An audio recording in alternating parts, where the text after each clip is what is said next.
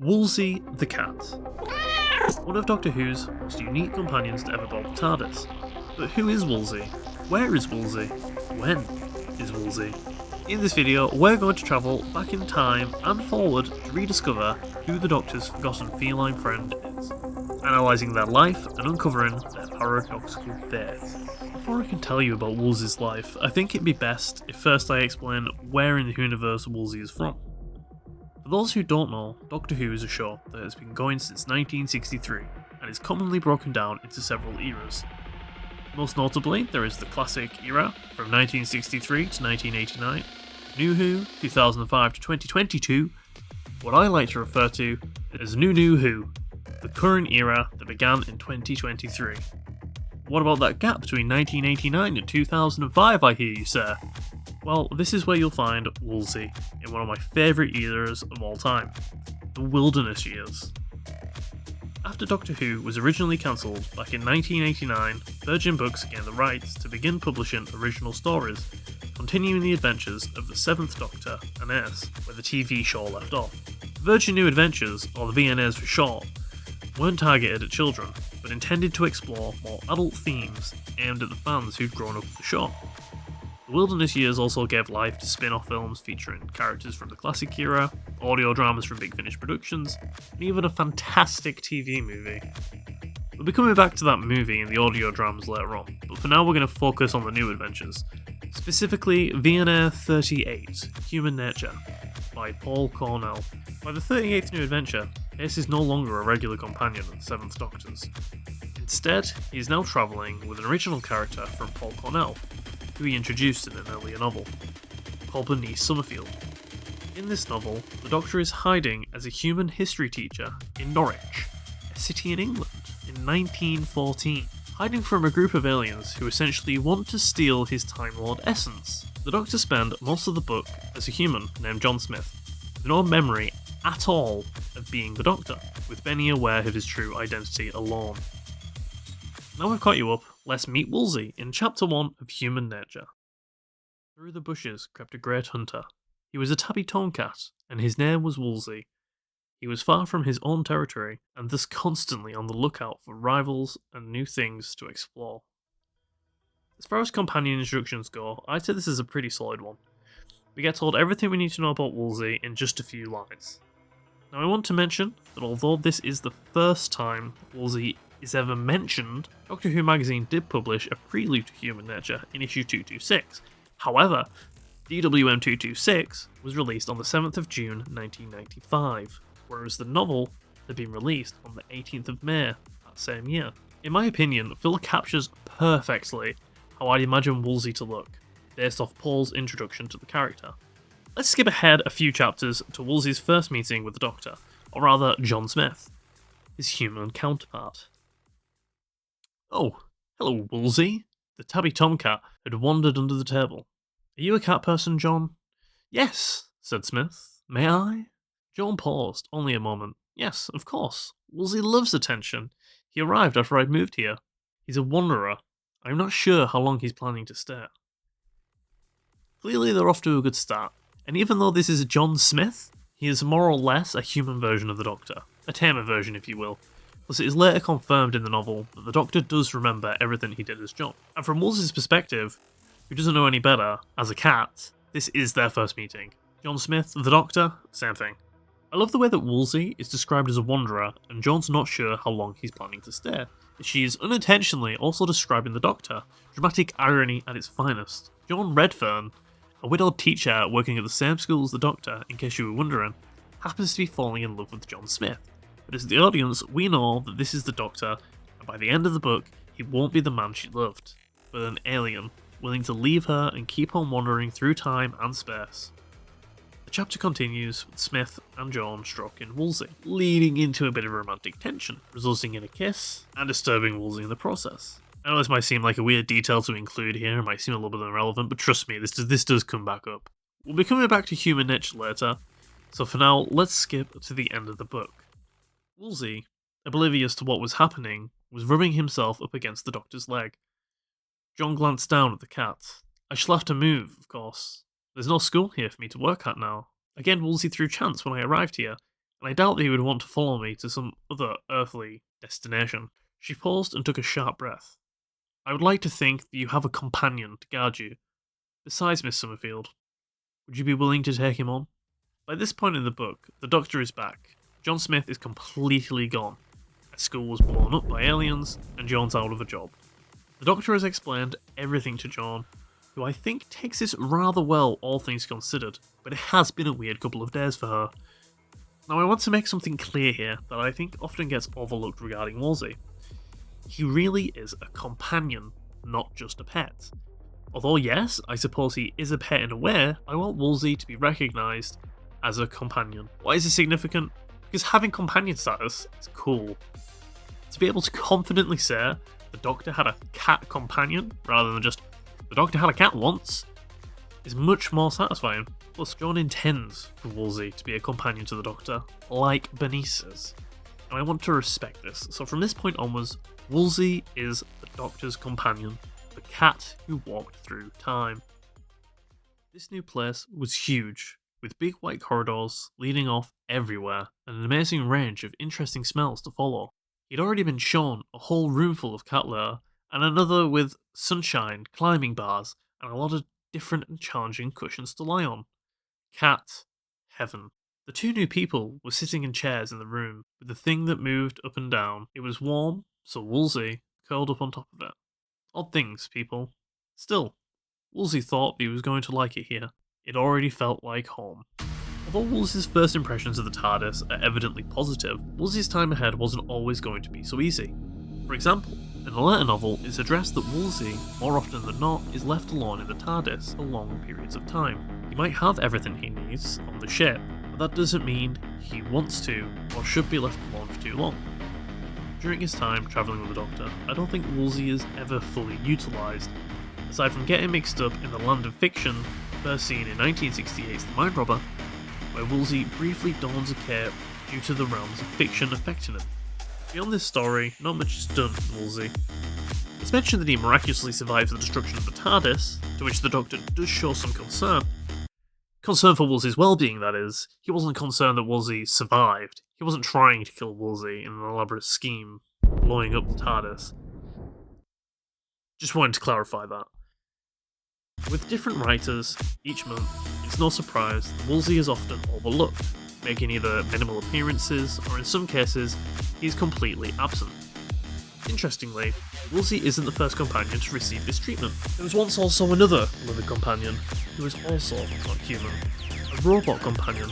A companion often left on board the TARDIS, while all the other companions got to go exploring new worlds, having adventures of a lifetime. Yes, of course, I'm talking about the one and only Chameleon. If you were lucky enough to never have come across Chameleon before, then let me introduce you to this nightmare fuel of a companion. Introduced in the final story of Season 20, Chameleon was a shape-shifting robot who helped the Doctor's nemesis the Master cause chaos in the 13th century England. By the end of the story, it turns out he isn't actually evil, but instead being controlled by the Master. So the 5th Doctor invites Chameleon to join the TARDIS team, and they set about this adventure. However, Chameleon is not seen on screen or even mentioned in the next story, or the story after that, or the one after that, or after that, or after that. In fact, at one point, the TARDIS supposedly blows up, and unlike with Wolsey, the Doctor does not care about Chameleon. Neither do the other companions. It's just not brought up, like, at all.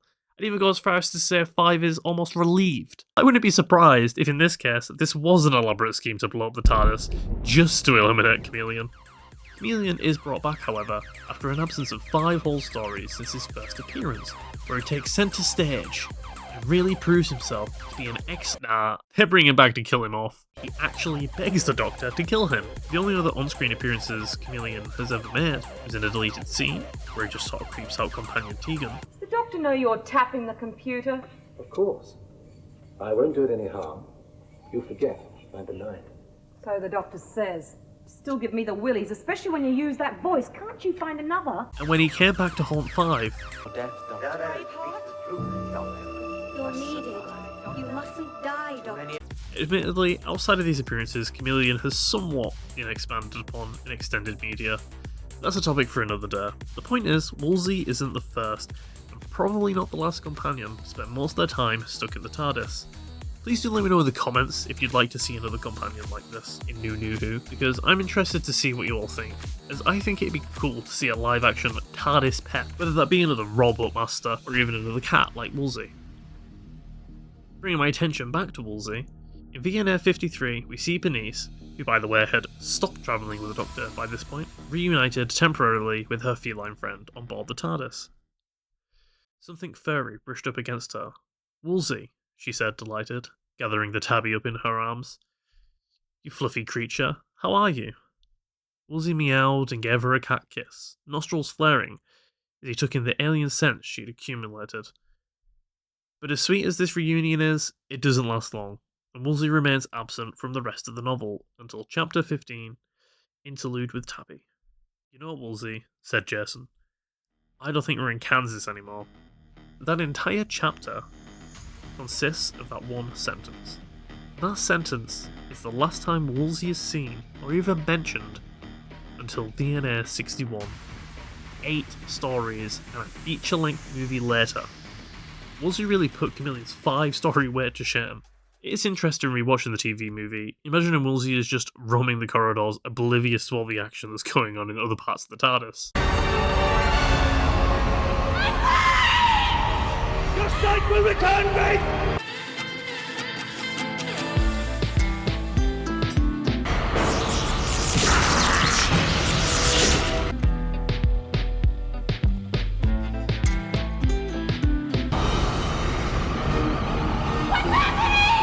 He can't move!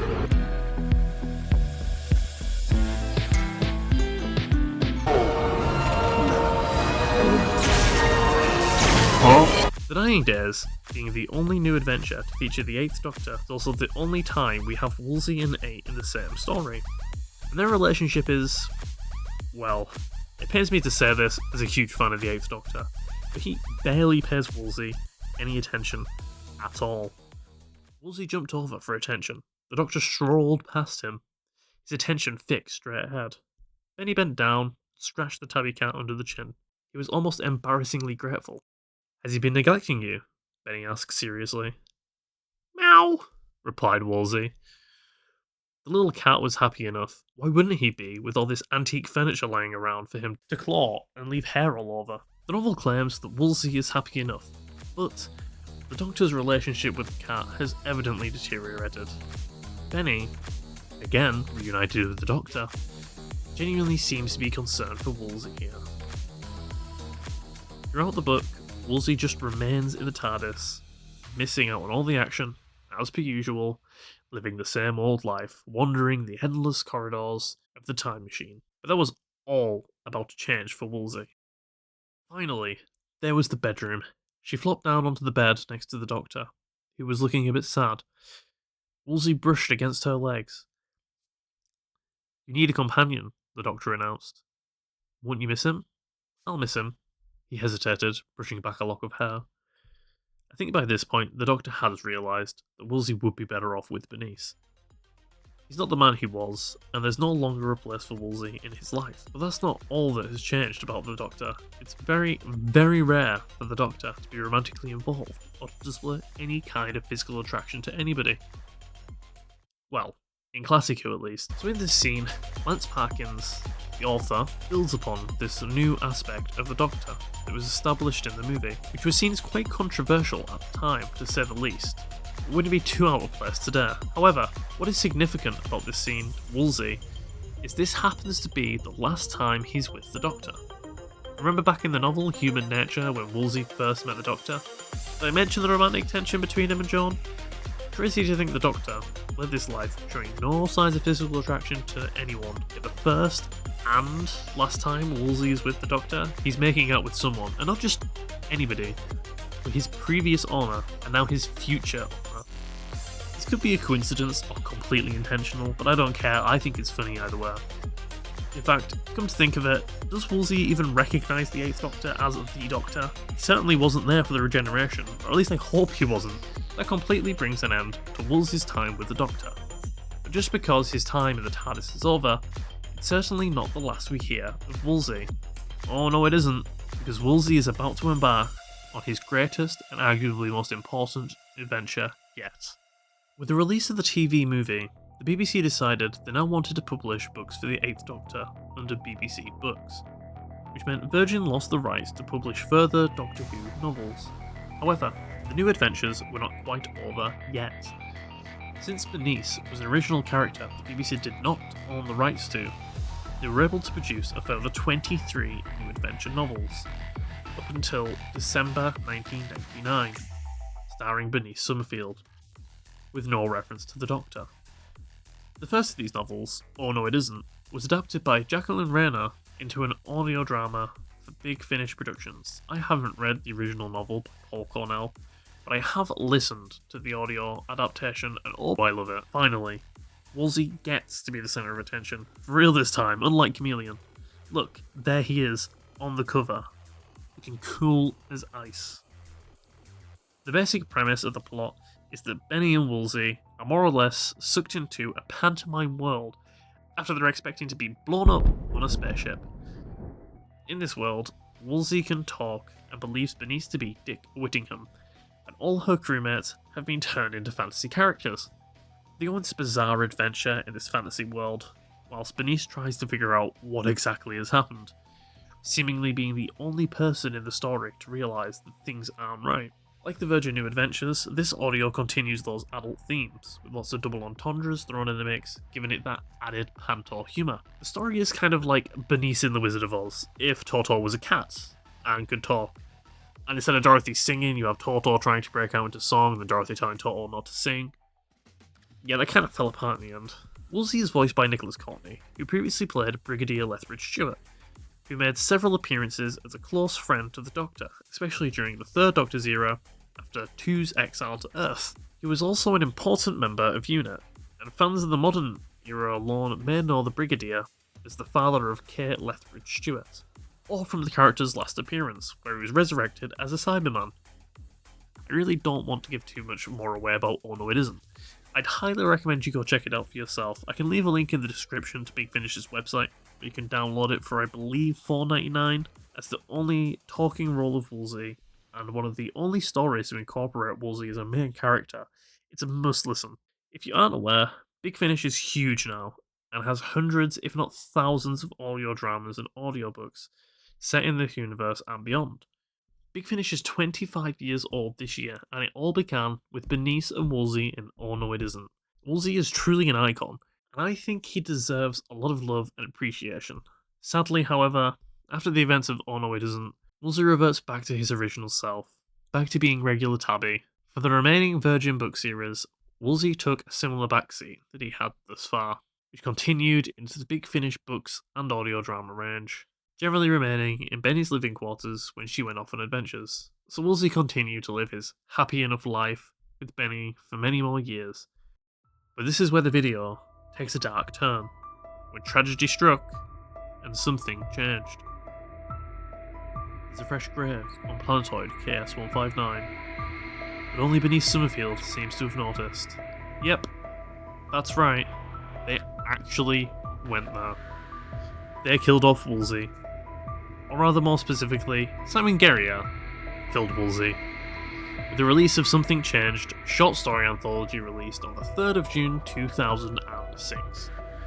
Simon edited the anthology and also wrote the first and final story in the book. To his credit, he at least gave Wolsey a respectable and interesting send-off. If I could get my hands on a copy of this book, I'd love to give it a read.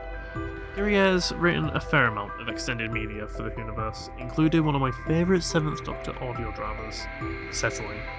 However, this anthology has to be one of the biggest impacts he has had to the lore, as very, very few writers get the opportunity to kill off a companion. From what I can gather, I believe Wolsey died of old age, since he was very old, having a much longer lifespan than that of a regular cat. Since this is no ordinary anthology, there is more to Wolsey's death than meets the eye. The first chapter doesn't just set up Wolsey's death, but also introduces a new character to the Bernice Summerfield series, called Goggles, who is working on a device called the History Machine. Dougall's machine malfunctions in Chapter 1, resulting in lots of alternate timelines being formed. Each of the remaining short stories act as a Chapter 2, each one set in an alternate reality. One of these alternate realities involves one where Wolsey isn't dead, but is, however, ultimately killed in a not so nice way that I'm really not going to go into detail on, by none other than the Doctor's brother Prax. Yeah, that's a story for another day, I'm not going into that. By the final short story, acting as Chapter 3, Wolsey's second, more brutal death from dead mice by Joseph Lidster never happened, like most of the events from the other alternate timelines. By the end of the book, we return to Wolsey's grave. So Wolsey's dead, right? Right? Although this seems to be the definitive death of Wolsey, I don't know when this video is such a sad note. Nope. As you may have just learned, Doctor Who has a lot of lore. I mean a lot. And we've barely scratched the surface in this video. And just days after learning that Wolsey was canonically dead, I had an epiphany. All the pieces suddenly fell into place. I felt as though my mind had been opened. It had been staring me right in the face. All my research and weeks of reading books, listening to audio dramas, webcasts paid off, but the answer was right in front of me.